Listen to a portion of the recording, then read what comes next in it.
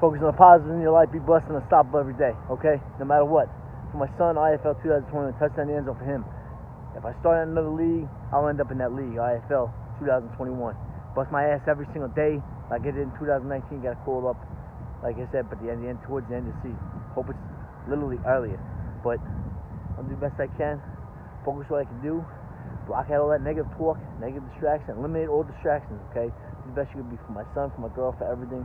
They're there on guard every single day. I can't outwill them. April 23rd, 2000.